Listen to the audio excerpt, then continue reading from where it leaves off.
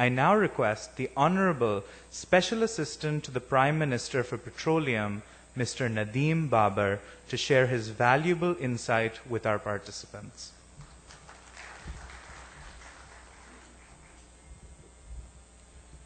Bismillah ar-Rahman ar-Rahim. Rabbi shrah li sadri wa yassir li amri wahlul uqdatam min lisani yafqahu qawli. Honorable Imtiaz Sheikh Saab, my friend Nahid, our worthy guests from the British and Chinese missions, ladies and gentlemen, Assalamu alaikum. I'll start with borrowing a line from Charles Dickens. It's the best of times, it's the worst of times. Why is it the best of times? All of us are fortunate enough to stand here on the eve of what's going to be the fourth industrial revolution. And this industrial revolution is going to eclipse everything that has happened so far. Technology is going to completely transform this world. And I dare say that our children and our grandchildren will see a world 50 years from now that's going to be very, very different from what it is today. Some of us who span the third industrial revolution and the beginning of the fourth will probably be the only generation in the history of mankind who would have seen two industrial revolutions. Some of us who are in the middle to later ages right now, we've seen the communication revolution, we've seen the technology revolution. We are now upon the last step of it, how these developments are going to translate how we live, work, and play in the future as mankind. That's the part, is the best of times. But what is the worst of times? We face today a technology apartheid across the globe. There are nations that are far ahead, and there are nations that are, in comparison, in Stone Age. When we talk about technology and deployment of technology. And then within nations, there is economic apartheid. The growing income inequalities across the world, and this is not just in developing countries, in fact, it is more pronounced in developed countries, is resulting in a situation where the social fabric is being rent asunder, where if we do not come together as communities, as nations, and as mankind, we have the potential of squandering away what could have been the best of times. That's the duality we face. Unfortunately, this duality is equally applicable in the energy space around the world. Energy space is kind of a microcosm of this broader perspective I've given you. So let's take a quick look. Let's stand back and take a quick look. What is happening in the world in the energy space? Well, first of all, we all know that the world is moving towards clean energy. And many nations have made the claims that by 2050, they will be predominantly based on clean energy usage and lesser proportion of fossil energy. 10 years ago, coal formed 42% of global power generated. Today that number has dropped to about mid-30s, and it is quite likely that by 2050, this number, it may not go to zero, but it'll be very close. It'll probably be in single digits. The second theme that is happening globally is that efficiencies have gone up dramatically. Efficiencies of use, efficiencies of generation, efficiencies of conversion of energy from primary sources to usable forms of secondary sources like electricity. Again, very obvious. The third theme that is happening is the mobility challenge. The transportation sector is going to be completely transformed, and most major manufacturers of vehicles in the world have stated officially that somewhere between 2040 and 2050, they will stop making combustion engines. And everything will be based on electric vehicles. The fourth theme that may not be as obvious, but it is driving many of the other themes and clearly interlinked with it, is that the use of secondary form of energy will keep growing. Now, what is secondary form of energy? Electricity. We use gas, coal, oil, hydro, solar, wind, nuclear to make electricity. And then electricity is the usable form that runs a lot of our economies. So what you will see is that the conversion efficiencies from primary form to usable secondary form, meaning electricity, those efficiencies will keep going up, and secondary form of energy will start making more and more ingress as the usable form of energy. So unless somebody is using gas as raw material, feedstock, you will see less and less direct usage in that sense. And of course, the technology revolution is going to demand more and more electricity, because everything technological is going to run on electricity. And the last theme I'll talk about, I can go on for hours, but I'll just talk about one more theme, two more themes rather, internationally. One theme is that there will be a convergence of BTUs. What do I mean by that? What I mean is one form of BTU in primary energy converted to another form of BTU.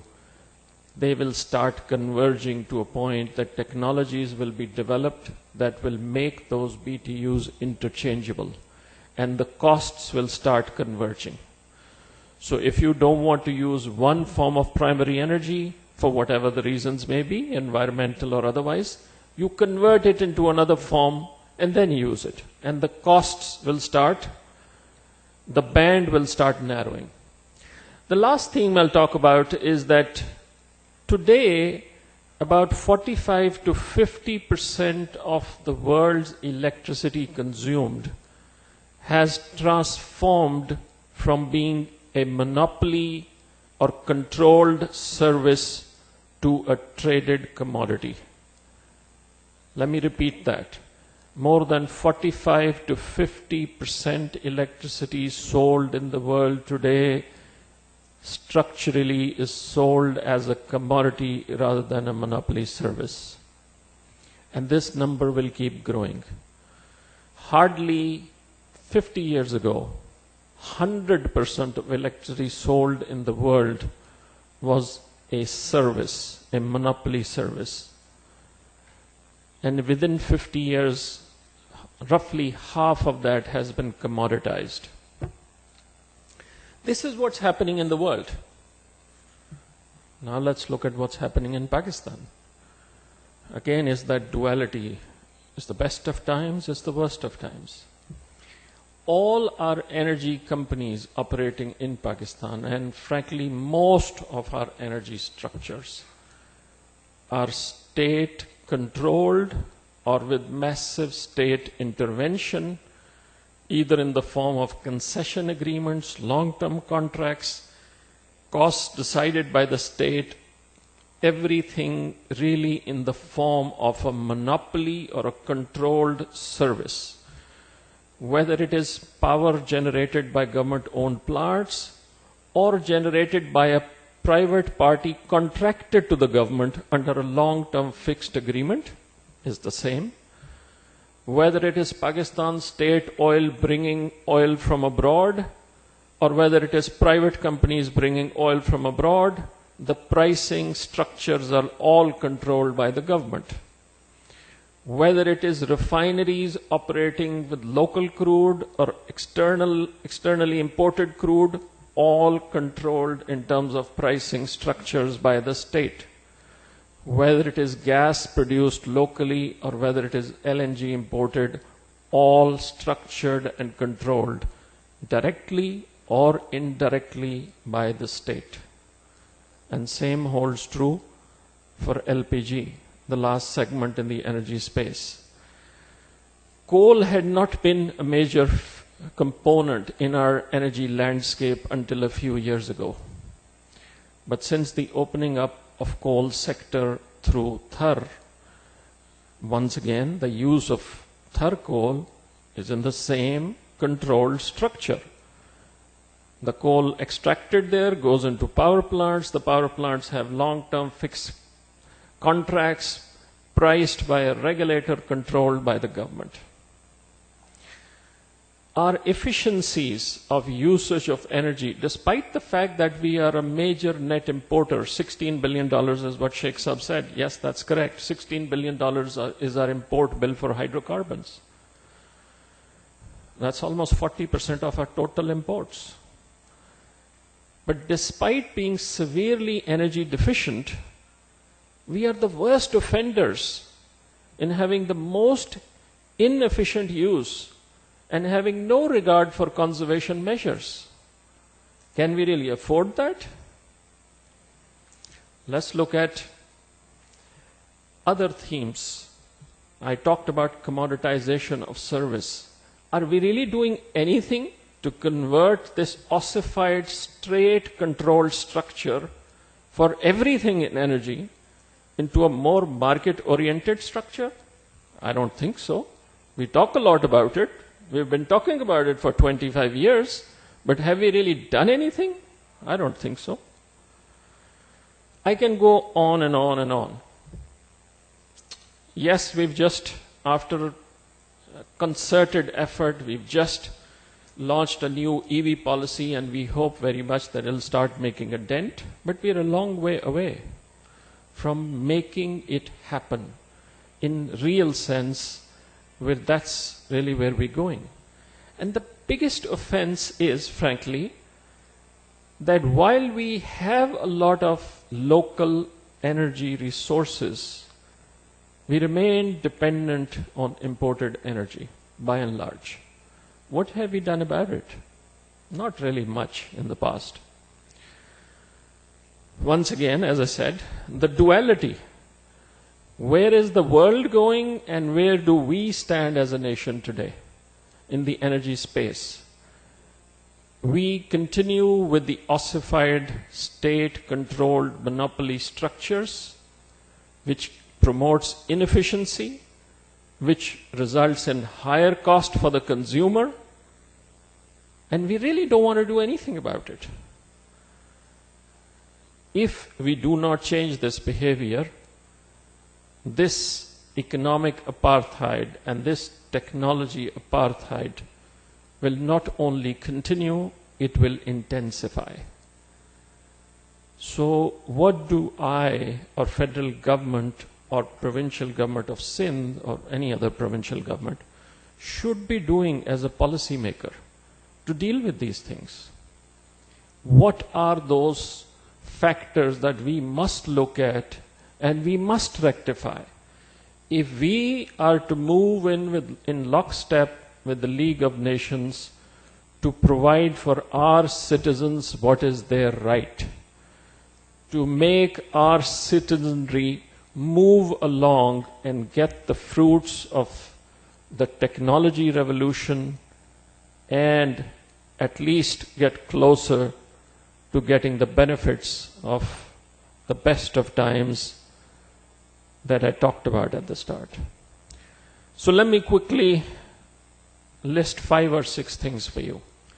And I hope and wish that these are the themes that you all deliberate on today as you discuss the policy for coal to gas and coal to liquids, which is extremely important for this nation, for its citizens, for the security of energy, for the affordability of energy. What are those themes? But before I start down those 4 or 5 themes that I want you to focus on, let me just say one thing which is near and dear to my heart.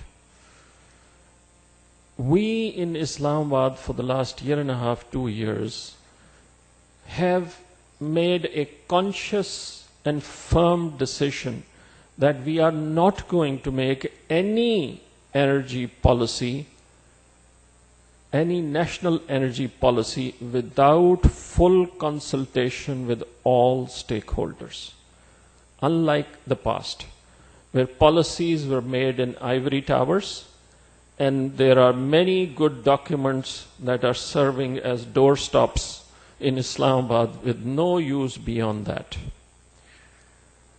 We came up with the alternate energy policy after 1 year of consultation, many rounds of consultation with the provinces, and my good friend Imtiaz Sheikh will remember I had at least 4 or 5 rounds with him and his team individually, and we did the same with other provinces.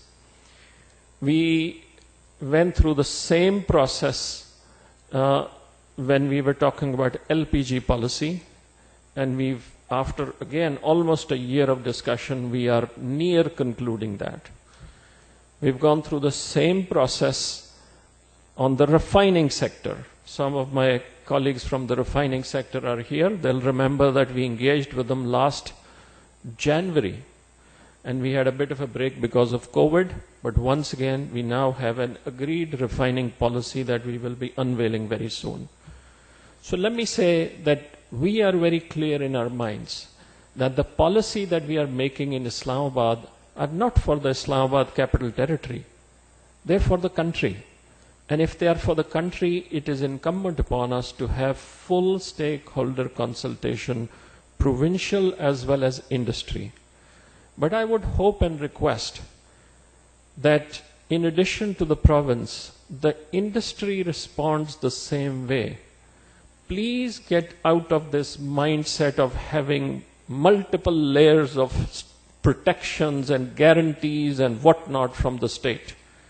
If you do not get out of that mindset, we will continue to be hamstrung in what policies are right for this nation to move us forward and to reduce that economic and technological divide that we face. Now, what are those themes? First, we really need to get out of the way as the government. We need to let the private sector move forward and bring in whatever technologies the market can bear. In doing so, if we have to provide you a regulatory and fiscal framework which is necessary for large investments, that is the extent of what we ought to be doing. Not binding the state in structures and contracts and ways that 20 years later we will be condemned for, and will result in us not moving in lockstep with where the world is going. Second theme, please remember, if within a span of 50 years the world has moved away, as I said, in the electricity sector from a controlled monopoly service or structure to a commodity, there is no reason why we can't do the same.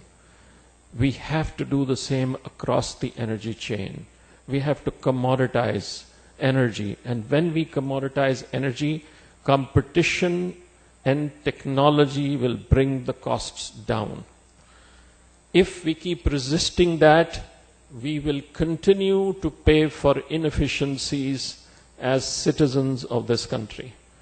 And we will continue to transfer those gains that the citizens should have achieved to corporates or investors.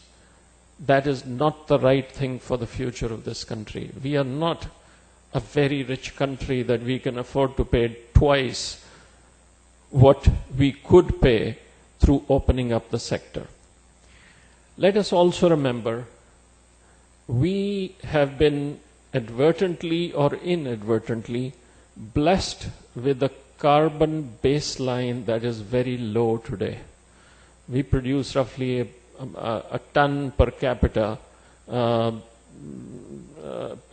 year which is one of the lowest in the world, frankly, probably the lowest for any large population. But that doesn't mean that we should squander it away. Yes, it was important for us to open up Thar coal, and we did, and it was the right decision, and we should stand and proudly say that yes, it was the right decision. But now let's look at what technology offers us and go into other means and ways. And also remember, we cannot live in isolation. If the whole world is moving away, we cannot say we are going to defy what the collective wisdom is of all the nations in terms of how we ought to use our resources. The fourth theme, please remember, we do not have enough foreign exchange to day in and day out be spending this kind of money on importing energy when we have our own local resources. We need to utilize them in whatever form we can. And finally, again, I can go on, but I just want to give you a few broad themes. Finally, let us remember, there are no citizens of Sindh, Balochistan, Punjab, or KP. We are all citizens of Pakistan.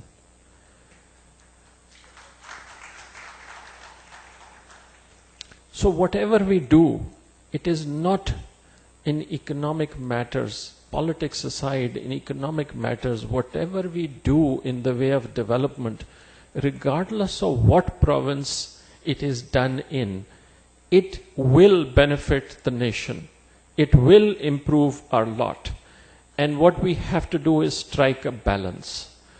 If Balochistan has a lot of precious metal or mineral resources of that nature, then that's what we support Balochistan to do.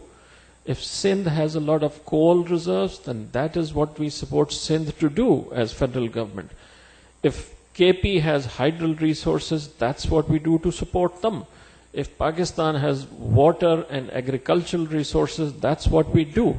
And it should not be treated as a zero-sum game. It is not a zero-sum game.